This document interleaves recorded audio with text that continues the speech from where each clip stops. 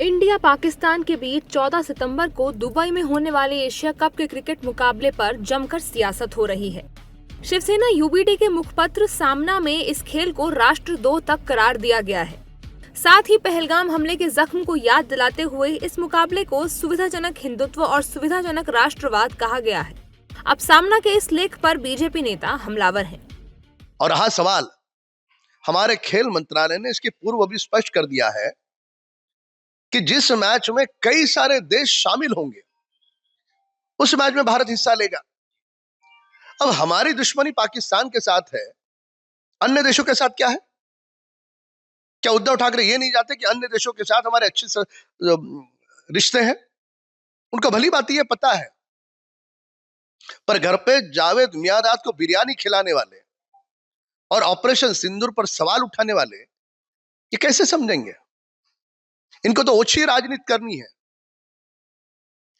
और हमारी साहसी सेना ने ऑपरेशन सिंदूर के माध्यम से पाकिस्तान को पाठ सिखाया।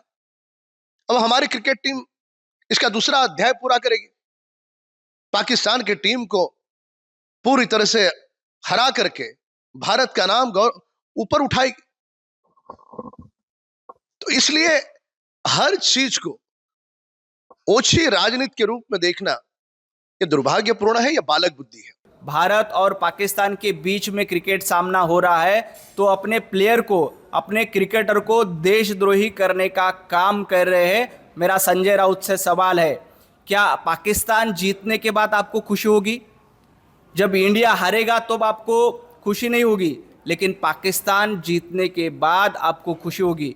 पाकिस्तान जीतने के बाद आप पटाखे फोड़ने वाले हो क्या? कल अपने प्लेयर, अपने खिलाड़ू पाकिस्तान को परास्त करेंगे। मेरा संजय राउत से आह्वान है कि वो भारत जीतने के बाद और पाकिस्तान हारने के बाद सामना कार्यालय के सामने, मातोश्री के सामने संजय राउत खुद अपने घर के सामने पटाखे फोड़ेंगे क्या? उन्होंने अपने घर के सामने पटाखे फोड़ के उसका जश्न मनाना चाहिए।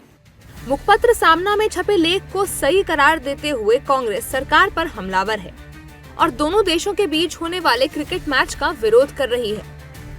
ये तो बीजेपी की सरकार और बीजेपी के लोगों की बातों से ही आप निष्कर्ष निकाल सकते हैं कि ये देश विरोधी कार्य है और देशद्रोही कार्य है। जब आप कहते हैं कि ऑपरेशन सिंदूर अभी चालू है, तो युद्ध चालू है तो आपका खेल भी चालू हो रहा। तो क्रिकेट जो खेला जा रहा है भारत पाकिस्तान के बीच में, तो एक तरफ खेल है, दूसरी तरफ भारत पाकिस्तान के बीच में युद्ध चल रहा है। और दूसरी बात है कि मोदी जी ने कहा था रक्त और पानी साथ नहीं बहेगा, अब तो रक्त और पानी साथ भी बह रहा है। देखिए, भारतीय जनता पार्टी के लोगों के में, उनकी रगों में कभी ऑपरेशन सिंदूर का सिंदूर बहता है, ऐसा कहते हैं प्रधानमंत्री जी, और कभी उनकी रगों में व्यापार बहता है। अगर उनकी रगों में खून बह रहा होता तो ऑपरेशन सिंदूर से पहले जो हमारी माताएं और बहनें बेवा हुई हैं, और स्वयं प्रधानमंत्री जी की जो डायलॉग बाजी है कि खून और व्यापार साथ नहीं चल सकता, खून और पानी साथ नहीं बहेगा, तो क्या प्रधानमंत्री जी खून और खेल साथ चलेगा? भारत और पाकिस्तान के बीच एशिया कप 2025 के महामुकाबले को लेकर मिली-जुली प्रतिक्रियाओं का दौर चल रहा है। हालांकि क्रिकेट फैन इस मैच को लेकर खासे उत्साहित हैं।